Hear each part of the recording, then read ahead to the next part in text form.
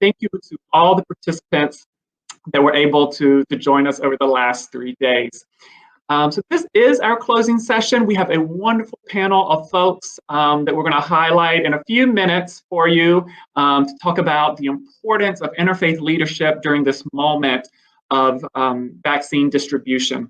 But to get started with this closing plenary, I wanted to share a quote with you that I'm still sitting with, actually from our opening plenary. If you were able to attend that on Friday, you probably remember when our guest Kelly Corrigan mentioned that a to-do list is a moral document.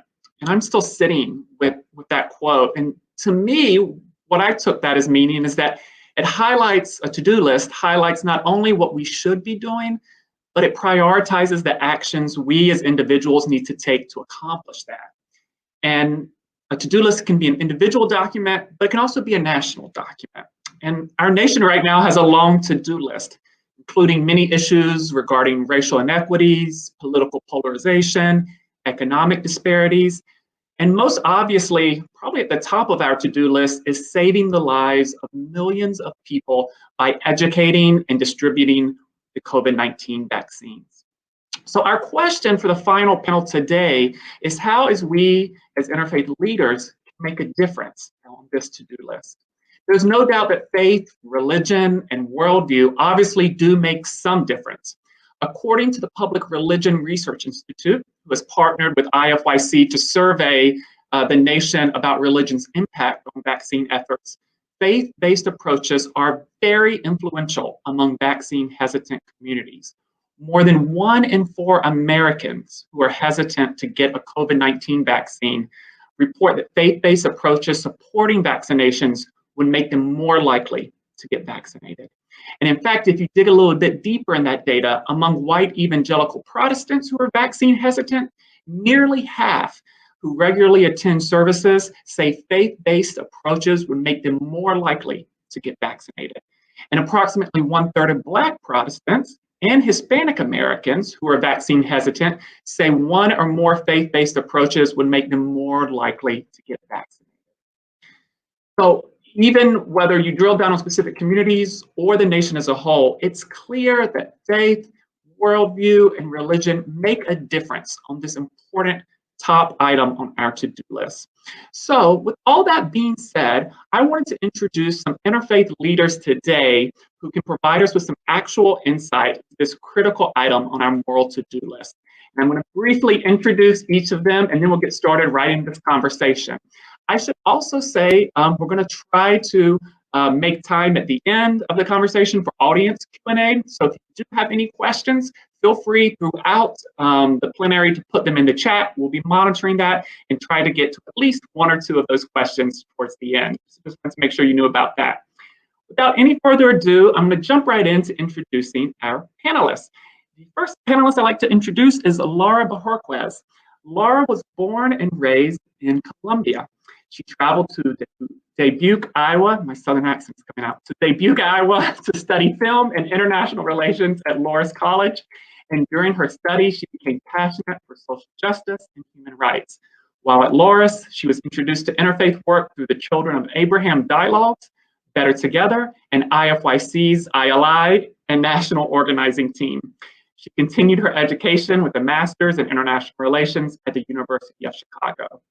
As an immigrant herself, she has always been interested in issues that affect immigrant families in the United States. And she now works at the Southwest Suburban Immigrant Project right outside of here in Chicago, advocating for a welcoming community, educating immigrant families on their rights, and helping them find resources they need to thrive in our community. So welcome, Laura. Our second panelist is Reverend Dominique Grate. Reverend Grate serves as a senior pastor of historic Trinity AME Church in Manning, South Carolina. His ministry passions include rural ministry, humanitarian missions, and historical preservation. He attained his BA from the University of South Carolina, and he graduated from Wake Forest Divinity School, and is ordained in the African Methodist Episcopal Church. He is a life member of the NAACP. He is a part of the Columbia Urban League Young Professionals, a member of the Alpha Phi Alpha Fraternity, and Rotary International. So we welcome Reverend Grate. And finally, last but certainly not least, I'd like to introduce Javaria Haseeb. Javaria Haseeb is a senior associate scientist at Pfizer. You might have heard of this company recently, I don't know, with a BS degree in biochemistry that she earned from Merrimack College. At Pfizer, she has worked on the formulation and process development team, focusing on the development of proteins related to vaccines. Javaria minored in science and religion and was an interfaith leader throughout her undergraduate career at Merrimack. As an undergraduate, Javaria attended several of IFYC's events and conferences, some of which I was at and got to meet her back then, and I can already tell that she had a great future as an interfaith leader ahead of her. And she hopes to continue working building bridges in our divided nation and helps others build respect for people of different faiths and races. So welcome, Javaria, to our conversation as well. Great, I see all three of you on the screen. So let's jump right into the conversation about this critical to-do item on our list, which is vaccine education and distribution right now. So my first question for the panel is, I'd just love to hear, before we get into the vaccine outreach work each of you have been doing, I'd love for you to tell us a little bit about your community that you're in, because I feel like context, especially with this question, is so important. So I'm wondering, how has the past year been for the places that you live, that you work, that you worship in? And then if you could also tell us a little bit how COVID has affected your community as well. And I'll let anybody start. I can go ahead.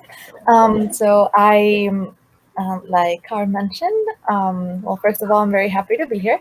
And second, I work in the suburbs of Chicago. And for a few years, I have been working with the immigrant community out here, mostly the undocumented immigrants and mixed status families who are out here in the suburbs.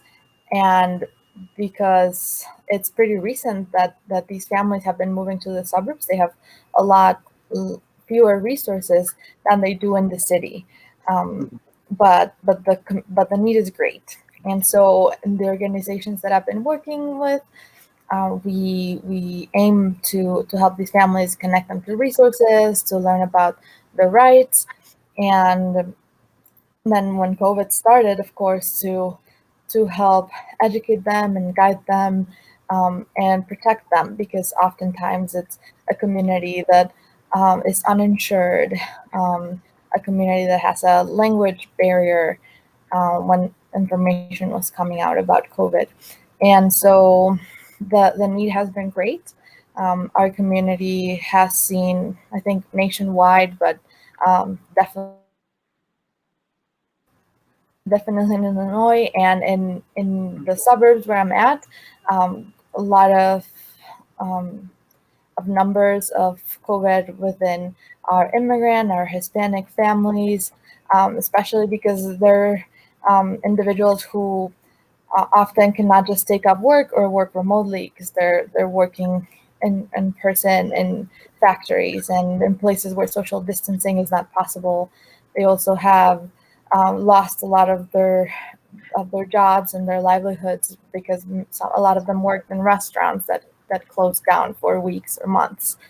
And also they maybe live in multi-generational households with people of all different ages, with some people who are more at risk of COVID, but also with people that have to go out every day to work in places where they might get the disease. So that's the situation that we have been seeing in the past year and a half. Thank you. Dominique, I'm interested, you're in a more rural context, I know, than in Chicago, obviously. How has COVID affected your community? Tell us a little bit about your community. Yes, well, Carl, first and foremost, thank you so much for the opportunity to be here, and to all the participants attending the IOI. Dominique Grate. I pastor the historic Trinity African Methodist Episcopal Church here in the heart of Manning, South Carolina, where we believe God is our Father, Christ is still in the redemption business, and the Holy Ghost can do something about our situation. If you're in Manning, I expect to see you at 10 a.m. on Sunday morning. My shameless plug, but Manning is really a wonderful, wonderful place. It's a rural community. It's in a county of only 30,000 people, and the town only has about 2,100. And really what COVID did here in Manning was wreck shop and make an already economically depressed area even worse. We are the fourth poorest county in the state and one of the top 25 poorest counties in the country.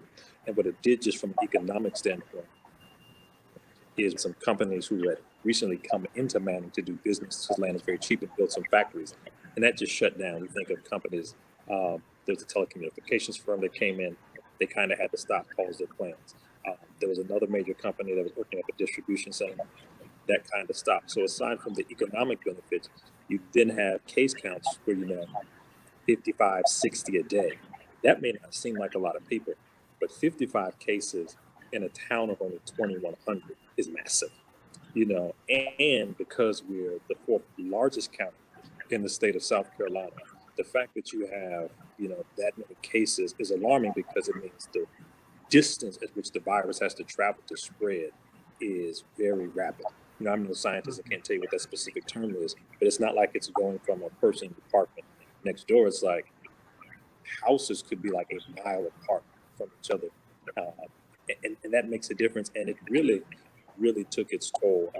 The number of funerals that I attended just during the pandemic alone was in excess of 41 different funerals, 29 being specifically COVID, 3 of which were members of my congregation. Many of the others were extended family or persons that we're connected with. And so we kind of adopted as the slogan here in Manning, especially after the vaccines came out that we'll get into a little bit later, the slogan of HOPE, which is our acronym for Hold On, Pain Ends, because we were really just trying to make it through, see what would be the next steps and give people hope to remember that this too shall pass.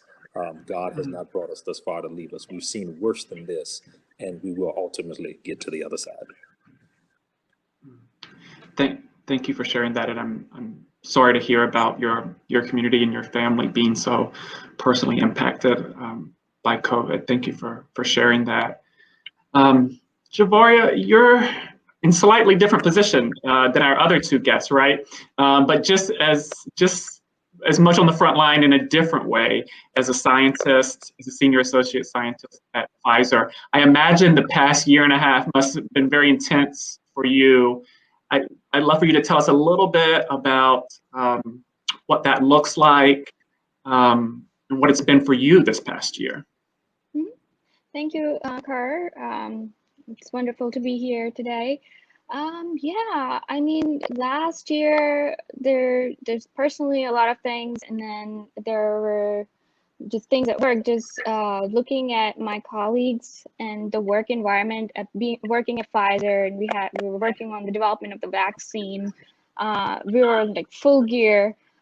Initially, no one could go on site. Only those working in the manufacturing, they were on site, or for critical studies will be on site. But then when we decided to take up on the COVID vaccine project, then it just people had to come in regardless to start working on it. Now that really increased the number of infections on site. There are more people who are getting infected. We were trying hard to keep it down. I was actively involved in that. Now, for me personally, I was pregnant at the time, and I was considered high risk. So it was being pregnant, and during a pandemic, it was a situation, an emotional roller coaster all in itself. Future was uncertain. I didn't know what was happening. And then because of being at high risk, I couldn't be on site, but I was given responsibilities that I could work on remotely. And that part of it was one part of it was to look over the vaccine project, and the other was to basically maintain the well-being of my colleagues who are coming in, who are on the front lines and coming in, risking their well-being, risking their lives to support the development. Because if there's no lab work, like how are we supposed to conduct experiment, modify the manufacturing processes and all of that? So I was actively involved in that aspect of maintaining well-being of my colleagues on site, and then just looking at them, looking at myself. I really admire everyone at Pfizer, just how invested they all were, working like 12, 13 hours a day, and just trying to get something out, right? Making sure it's safe, it's a safe product, and then trying to combat with this pandemic. So it was definitely tough, but now the results are here, so it's getting better, which is nice to see all that effort, time and effort that was put in to this. Yeah. It's paid off. Yeah. Yeah. Thank you for sharing that. And actually, thank you to all three of us for giving us a sense of context and where you've been at personally and where your community's been at. So my follow-up question also, for all three of you, I'm interested in hearing, you've all either, Laura, you've been to a literal ILI before, so you've been trained as a interfaith leader. I should also give Laura another shout out. She's been one of our trainers the past 3 days of this ILI, so she's doing double duty. Laura, yes, claps for that.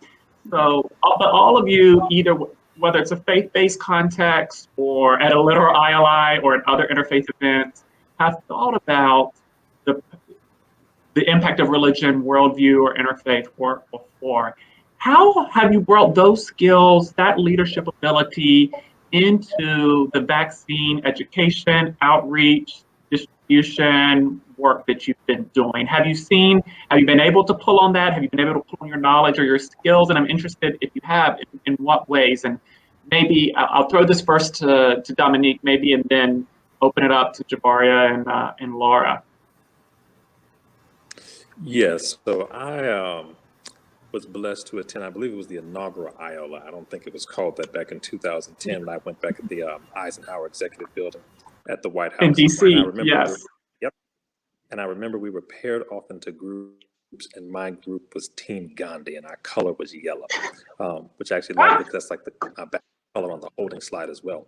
And one of the things that it talked about in that training was, using Gandhi's personality as a coalition builder to bring people together, as well as taking concrete actions.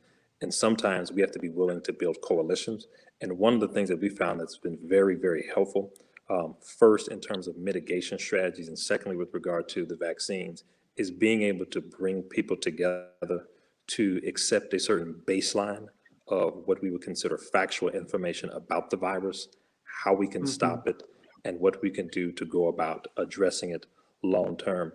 And just building on those coalition skills that many times come from attending events like this, where you're able to network with diverse people. Because what attending an event like this does is, well, I might not have, certain, religious groups in my community, but I develop familiarity. I begin to understand different contexts. And so when I see that context out in the real world, I'm more familiar, not coming into it cold turkey, for lack of a better term. And I found just the ability to apply those networking skills to the coalition building context has really helped to give us an amazing baseline for building support and sharing information very quickly and rapidly to address many of the things that we begin to see as it pertains to the virus. I love that, the relationship building aspect. That's something that I love focusing on too when I'm talking about the importance of interfaith work. Laura, Javaria, interested to hear what skills you've brought to the very different context that you're in. Yeah. So like Dominique said, networking, especially like the relationship building aspect of that I've learned from ILI trainings, and being an interfaith group leader on campus as a student. Being able to listen to others, empathize with them, that's the key to building relationships. And that's what I've learned with all my interfaith training. And once you take that step, it's become so much easier to communicate, becomes so much easier to work together. And being in the working environment that I'm in, it's all about teamwork. We're not individual people just doing your own thing on a bench or something. We have to work together to meet deadlines, to get products out, right? It's a community, and in order to keep the flow going and meet the deadlines, we have to work together as a scientific community and be able to understand what is be able to like basically have trust in each other, because if I'm conducting the study and then someone else is conducting the study, they're all interconnected. And if I'm running behind or someone else is running behind, how are we going to communicate that? How are we going to meet the understand like, okay, maybe I was out for a personal reason or someone else was out for a religious reason, and just being able to understand and communicate those things and come up with a schedule that really matters. Now, another aspect, like I mentioned before, I was part of my responsibility last year was to maintain well-being of colleagues who are coming in on site. Now that I was taking care of an entire building, and there were like 60 people or so in there. Now people coming in and out, making sure there are different rooms, different labs, conference room, making sure the limit is placed, people are adhering to those restrictions, reinforcing all the parameters, the safety parameters that we've decided, coming up with those parameters. All of that required coordination, planning, organizing. And I've learned that during my years as an interfaith leader at Merrimack, because there we were actively involved in coming up with events to open up, like Merrimack is a Catholic school, so we really needed to push ourselves and spread awareness. Like, okay, there are people of different backgrounds here, religions here, and give them opportunities to talk about themselves and have the Merrimack community listen. So that all those events, they needed a lot of planning, a lot of organizing, coordination. And after like planning so many events, now it's just natural being, and then even at Pfizer, I wasn't given that responsibility. I was just a small part of it, and it just naturally I took over it as a leader.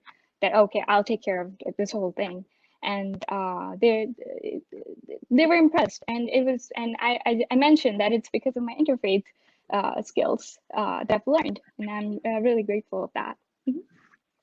Thank you for sharing that, Javaria. And I can say from personal experience, because I have visited Merrimack's campus, that the events that you all run there are just spectacular. So I'm glad to hear that now Pfizer also knows that as well.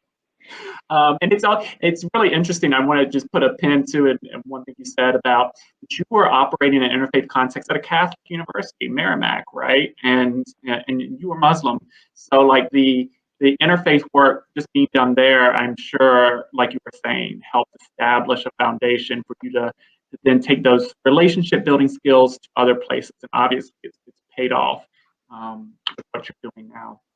Laura, how about yourself? How has, with your particular community, as you've been thinking about the vaccine outreach, how have leadership skills related to interreligious interfaith work played out for you? Yeah, similarly, it also goes back to relationship building, and learning how to have open dialogue across difference, because I am an American, and they are too, but we come from different countries. We come from very different backgrounds within our countries, and we've come to the United States in very different ways. And so even maybe we share a religion or maybe not, but just in general, it was important to learn how to be able to talk to somebody who's had a very different experience than me, and like learning. I remember learning from a speech that Ibu gave, and I think he was referring to Martin Luther King Jr., where like we can't convince people to change or like recruit people who think differently by insulting them or calling them names. And in this work and with COVID and with the vaccine, like I can't go saying to people, oh, that's dumb that you believe that. But instead listening to the concerns and trying to hear like the underlying values behind them. So like maybe they're waiting, and then I see that the value behind it is that they are concerned for the health of their family. And then using storytelling, something that it is highlighted in IFYC and all the programs we do a lot, and like storytelling about how I have experienced that same value, and that's why I got my vaccine, or a family that I work with got their vaccine based on that same value, and connecting us really in that way. That's wonderful. That's so great to highlight the storytelling piece too, because I think, one, you're right that that's really effective in this particular moment. And that is something that I know we are always thinking about as interfaith leaders of how am I not only articulating my own personal interfaith story, but articulating a story that can connect with others as well, that might be from very different backgrounds, might have a very different story. So that's fascinating to hear. Thank you for sharing that, Laura. My next question. Oh, yeah. Go ahead, Dominique. Before you go to the next question, one thing I'd want to add very briefly. I think one of the ways in which the ILI has changed, and I think the value of returning year after year is so useful. I remember the first ILI, one of my favorite workshops, and it remains, is always the media training. And I remember back in 2010, all the hype in the media training was the importance of blogging. Social media was new. We weren't sure how to use it. Facebook didn't have groups. Twitter didn't exist. And TikTok was a thing that wouldn't come out till long after I graduated seminary. And I think it goes to show that as we come over time and we continue to build on those skills, because the landscape does change from year to year. No one is blogging now. It's a totally different landscape, yet the importance of media relations and how to leverage that for community-based events remains crucial. And that's one of the reasons why I love being engaged with IFYC and remain engaged, because those trainings are priceless and have value that's a lot like Visa. You could take it anywhere. Maybe that's MasterCard. You can take it anywhere. One of those two. Definitely. Thank you for shouting that out. I would be remiss if I didn't mention, if you are interested in media opportunities, check out Interfaith America, which is our media platform that IFYC has. We're always looking, whether you're a student or educator or just a community member, for people to write or pitch stories to Interfaith America. Hopefully one of my colleagues can put the link for that in the chat. But that's a great place to look for just the things that you're talking about, Dominique, for stories that highlight the power of interfaith work, the power of worldview, of religion, of faith in our civic life today. So just want to give a little shout out to my Interfaith America colleagues. I hope they're watching and give me a pat on the back later when they see me. So I got another question for you all, but then I also want to encourage folks, our participants, if you have questions for Laura, Dominique, or Javaria, please go ahead and start putting them, if you haven't already, in the chat. We'll get to that in just a few moments. So I really want to take as many of your questions as possible, and the sooner you put them in the chat, the better for us, so I can navigate them. So go ahead and start doing that. But my next question for you all, more personal question. As you've been living, I forget now even what is it, I was going to say 1.5 years, maybe more, under COVID times. And now we're in this time where we're trying to distribute a vaccine. It's even more particular right now with the Delta variant coming out, affecting both the United States and, of course, the world as a whole. We have to recognize that we've all been going through lots of different issues personally and within our communities. And so I'm wondering, what have you relied on within your tradition, your worldview, your own background these past times, and especially as you've been trying to do in your various communities this vaccine outreach? What kind of, whether you're a pastor, whether you're a scientist, whether you're out there working with immigrant communities, what aspects of your tradition have you personally found strength in, or have you shared with others as you've been doing this outreach or this development? I think people would love to hear a little bit about that more personal side of things. And I'll just open that up to any of you that want to comment. Yeah, I can start. There's a saying in our tradition that if you save one human life, it is as if you've saved the entire mankind. And That is something I have been thinking about as the past year, and when working on the vaccine, it felt like an opportunity that had come my way, and that I was it's a big opportunity to be a part of something this big, something that can save people lives and masses. That that just kept me going. It's something that, and I felt I was just like, I was in awe that I even got this opportunity to be involved in something this big. Thank you for sharing that. Mm-hmm. Me, I based a lot in the Catholic tradition and the importance of communion, and communion not in the way of like how in Mass we have the host and everything, but communion as like the way we live in relationship with our community, and how that is the basis of everything. And I think a lot of different traditions can agree with that, even if it's with a different name, because I mean, since the beginning, we've known that this is something that affects us all, and that we can't get through it without working in community with each other. So I'm going to be a good preacher, and I'm going to quote a scripture, but not preach a sermon. 2 Timothy 2:15 says, the King James, study to show thyself approved, a workman that need not be ashamed, rightly dividing the word of truth. And really what has helped me to get through the pandemic is taking this time to rest, reconstitute, and study with an awareness that we are going to reopen. Things will be not normal, but a new normal. And you can either don't let a good pandemic go to waste. You know, a lot of things have basically stopped and frozen in place for like 19 months.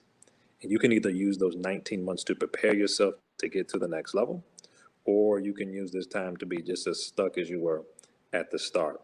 And really taking this time to do some reading, to do some reflecting. Books that I hadn't read since college, I kind of picked back up. Shameless plug for the autobiography of Booker T. Washington, Up from Slavery.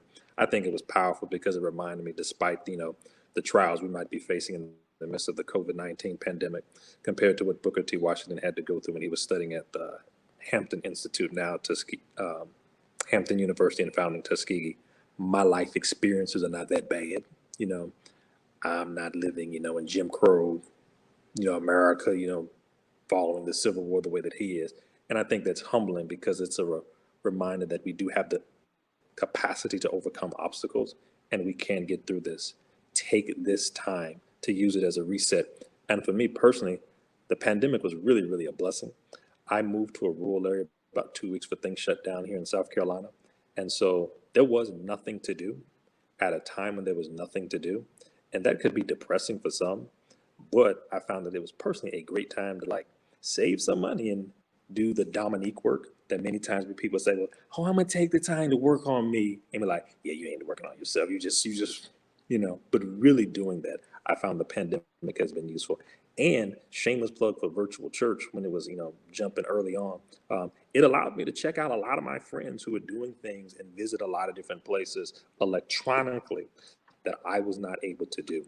And so I was able to listen to my colleagues' sermons, messages. We pre-record our services here at Trinity, and just engage in ways I never thought was going to be possible. And the last thing, become a 3-point preacher, is, you know, Zoom. I know people can say whatever they want to say about their Zoom nightmares and their Zoom family reunions, but gone are the days of the in-person board meeting.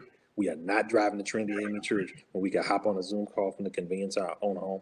I think some of those technological innovations are going to stay with us, and some of those things are really going to help us make life easier. And I think what's going to be interesting in navigating the new normal is how we incorporate technology while still being personable in our interactions with others, because we do need that, you know, a human face-to-face interaction when it's safe. But at the same time, like, we're not throwing all this stuff away when we return into our, you know, new normal spaces, whatever that looks like when that happens. Yeah, definitely changed the entire world, right? The way we work, the way we communicate, and this is going to stay, like you said, Dominique. We're not going to just throw it away and go back to our old lives. So it did make us better in a way as a society, as a whole. Um, and a lot more flexibility with work. Like I'm experiencing a lot more flexibility now with work being on site the whole time. Pre-pandemic, now as it's relaxing a little bit more, they're thinking about, oh, okay, let's do a couple of days on site, a couple of days wherever you want to work from, giving that flexibility, and even recognizing that, okay, this is doable, because that's how we were working the past 1.5 years, which is really nice. Yeah. Thank you. And actually that last piece that Dominique and Javaria you mentioned leads me to a question that I got, and I want to encourage people to also can put some questions in the chat if you'd like, because we definitely have some time for those right now. Well, one of the questions that I got that was sent to me was, what are you hopeful for the rest of this year and into 2022? I think for many people now in 2021, I had to think for a second what year it was. In 2021 was the vaccine and distributing it. And now people are thinking about, okay, as we enter into a new phase, what are you all hopeful for? Whether it's something for our nation or something for you personally. I'm interested what gives you some optimism at night? Me, I think, still working on the community getting vaccinated. I forgot the number, but recently we were looking at numbers in our counties that we work on, and our Hispanic community is still under vaccinated.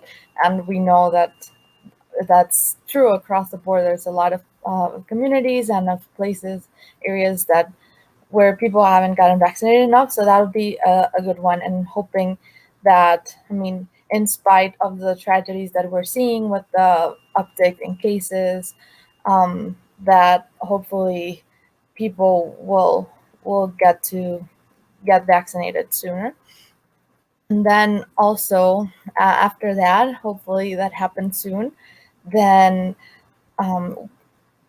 like fighting all these inequities that were even more evident during the pandemic, the terrible work conditions for our essential workers, and the terrible pay, the lack of healthcare access.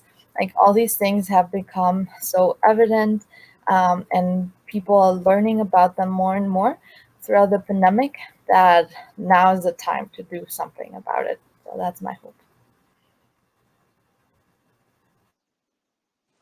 My And I hope think, is, yep, go go ahead. ahead. Go ahead, Dominique. Well, I was going to say, I think three specific things I'm really optimistic about that the pandemic has taught us. Some of them are more practical.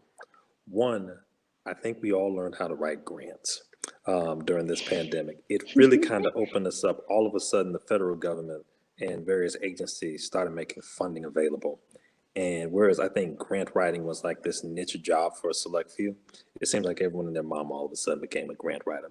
And we now have a whole bunch of them in the church. And what that has done is, in an impoverished area, such as Clarendon County, which is a food desert, the access to be able to write grants and funds that we would have never considered applying for has really been life-changing in terms of impacting life outcomes and how we're able to do different things. Secondly, I think the pandemic has taught us how to be much more intentional. Because I can't see you as much when I can see you, I'm going to be more intentional about being in relationship with you. The biggest embodiment of that, and I probably shouldn't have done this, was about 5 to 6 of my fraternity brothers and I got together and went to IHOP. Well, no one reached for their phone. Before we might have had, first person to reach for the phone might have to pay for it. Put all your cell phones in the table. It's like, yeah, trust me. Arms, they're a very close proximity, but none of us reached for our phone. There was this recognition that I want to be with you and you're important, because for so long, many of us were by ourselves. And lastly, I think that really spoke to what Laura said. We have a saying in Black America that when America gets the cold, Black people get the flu. When America gets the flu, Black people get cancer. And I think some of the programs that have been enacted recently to help lift all boats are really having a disparate impact in a positive way of lifting the boats and really lifting up the issues in rural America. Many times we dwell on, I'm from an urban area, I'm a proud product of Columbia, South Carolina, proud of the capital city, go Cox. But you know, it allows us to say, you know what, we have to include all these communities. And we've been highlighting that in a way that we really, really haven't seen as we've sought to address these inequities that were already there, but have been highlighted. And I think there's more enthusiasm about doing that. And I think that prayerfully there will be more longevity. And there seems to be some more oomph and impetus under getting some of these things done in sustainable, life-giving ways, so that this is not just a momentary solution, but perhaps it's the beginning of a movement that can lead to long-term transformation for disparately impacted communities. Yeah. Javaria, were you going to add in something? Yeah, and yeah, so and it joins into what Dominique and Laura are saying. Things that were not recognized before, they're becoming more visible now. And there are two things that I'm optimistic about. One of them is actually student loans and college tuition. Yeah, and I am really excited to see that all of that is coming out. Students are realizing, hey, I can take classes online and it's still going to be the same. Instead of paying like 50,000, I can still pay like 15,000, not 50, and get my degree, right? And all these conversations that are taking place because we're in debt.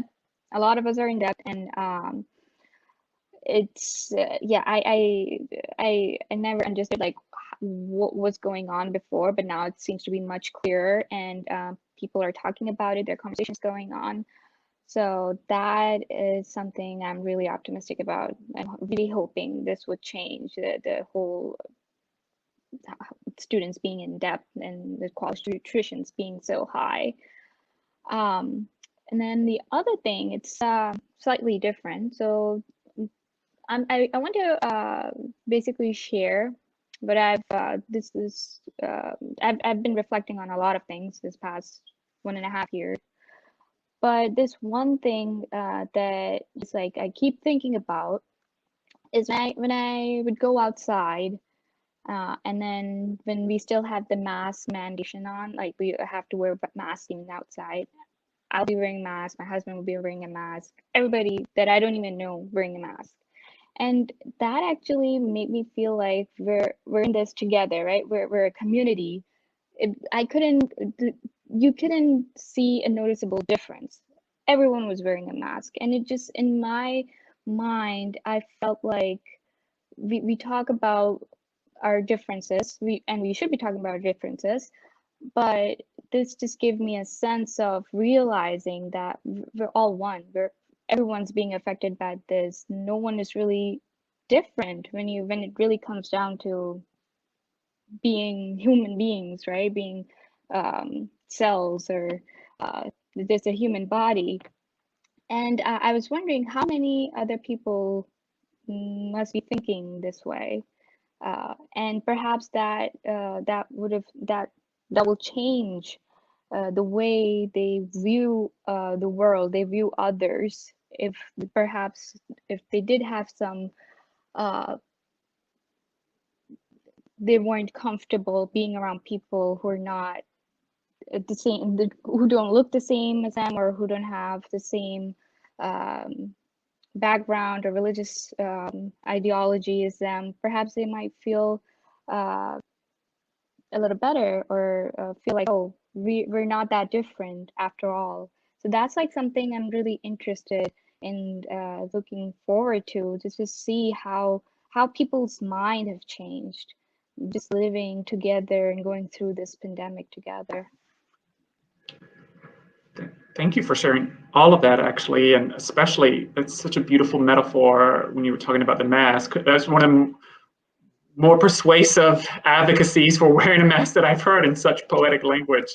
So I might steal that in future discussions about masks and their usefulness and their power. Thank you for sharing that. And actually, thank you to both of you for talking about, you both hit in different ways on the importance of national priorities, whether it's in budgeting or where we place money for communities or for student loans. And one of the things also mentioned in the opening plenary was that budgets are moral documents in addition to to-do lists. And I think Kelly Corrigan quoted that. I believe that's a Dr. King quote originally.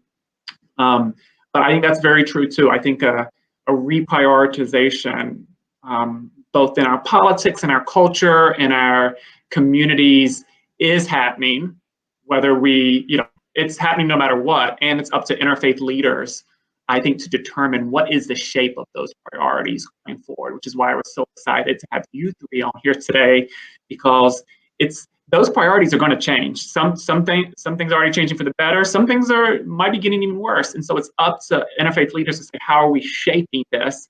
And so thank you to you three for helping shape that, and to everyone attending today. We have about 10 more minutes left, and we just got like a lot of audience questions. They saved them for the end. So if you're in the audience, I'm gonna try to get to as many as possible. We might not be able to get to all of them.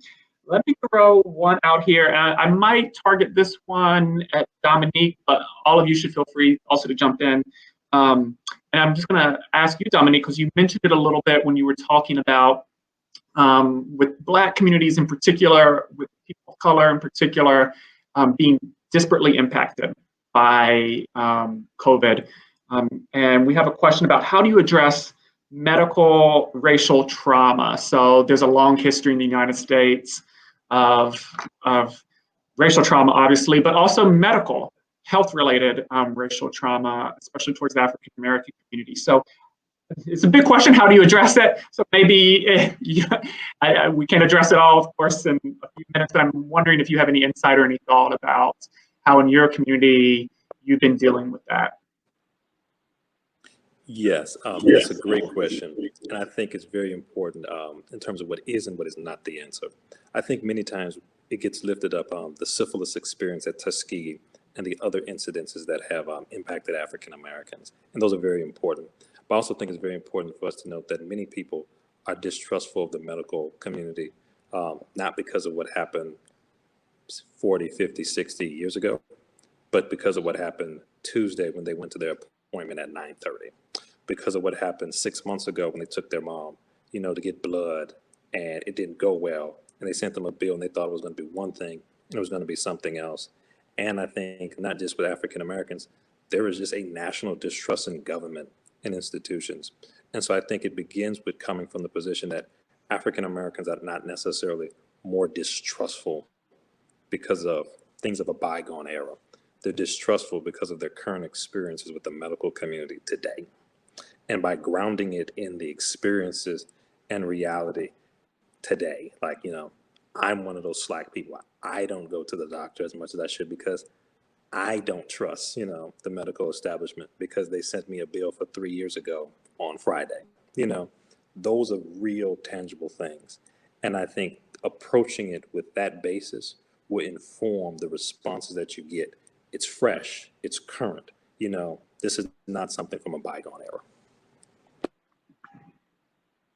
Thank you. Yeah, thank you for sharing that. I don't know if Laura, Javaria, anything to add there? I actually agree with Dominique. Looking in within my family, my dad, he just not like going to the doctor. It's like unless it's like absolutely necessary. It's like a medical emergency. Only then he'll go in. Because we've had bad experiences in terms of billing, and it's and it's in an Asian community, so. I agree. It's like what's happening currently that's really affecting how we look at the medical establishment. Yeah. Thank you. We might have time for one final question from our audience. They're interested if you could share, and this could probably be for any of you, an example of how you got others to get involved in a faith-based outreach venture around the vaccine. I know some of you have mentioned that head on, and but also wondering, have there been particular methods that you found effective for getting people involved in the vaccine, or particular ways that you've done so? I think this person is interested in hearing a little bit more about that. I can start. I think one of the things that I wanted to mention is that like you don't need to be working in this field or like having a professional position to be able to get involved. Like there are many examples of alumni who are getting involved and leveraging like your religious communities and the circles of influence that you already have.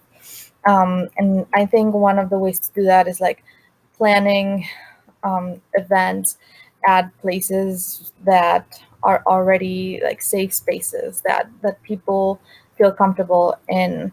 Like a couple of weeks ago, we had an event where like the Mexican consulate was gonna be at a church in one of our suburban towns, and then also we had vaccines there. So there were like different overlapping ways, like people were already going to be there, people already trusted this specific location, this specific church and religious community, and so while they were already there in a place they trusted, then they're like, okay, we will get the vaccine. And there were 43 people that left vaccinated and weren't planning on at the beginning of the week. And just using those places where people are comfortable and the people that they already know and having personal conversations in your communities is really what is going to get us all to the goal of vaccinations. Thank you for sharing that. Any final words of wisdom or non-wisdom, as it were, for our participants? I think you've all shared such wonderful both personal examples and community examples. And I just wanted to give you one last opportunity if you had any last words of wisdom for all our participants out there. Laura, I particularly like your last point of you don't have to be a doctor. You don't have to be a medical professional. You don't have to be, know everything about the vaccine to help people. All you have to do is think about and have the skill set for and have the knowledge to address religiously diverse communities, which I hope if you've attended this far in our ILI, I hope you have at least some of that. So any final words of wisdom for those folks from each of you? And then I will, after that, I'll have some final wrap-up remarks for folks. But wanted to give each of you a chance if you wanted to share. I'll give an example on that point of like you don't have to be working in this, and it is one of our alumni. We had a vaccine network for alumni where we're all learning together, and one of us, like her name is Bridget. She like is a teacher. She doesn't like work regarding like vaccine or like, but she decided to participate in this project, and she would go to a food pantry in her community and hand out information about vaccines, help people make appointments. Like this is something anyone can do, and I'm sure organizations in your area are looking for volunteers or people with your knowledge of technology and your knowledge of networking and dialogue and relationship building, and everything that you've learned here is gonna help your community a lot. Thank you. Dominique? Or Javaria, were you gonna? Yeah, I was just gonna say the relationship building aspect, just the community you're in, like if people that you work with daily or you meet and your neighbors, right? Just take the time to listen and to talk to them, listen to their stories, share your story. And this is the best part, like the more you talk to people and understand where they're coming from and share your personal stories as well, the better the relationship becomes. So there's trust, and it also just helps change your mind. Like, oh, I didn't know that. Every time when I speak to someone, there's always something new to learn about them. And just learning their experiences, it's amazing, and it just changes you as a person. So I just go ahead and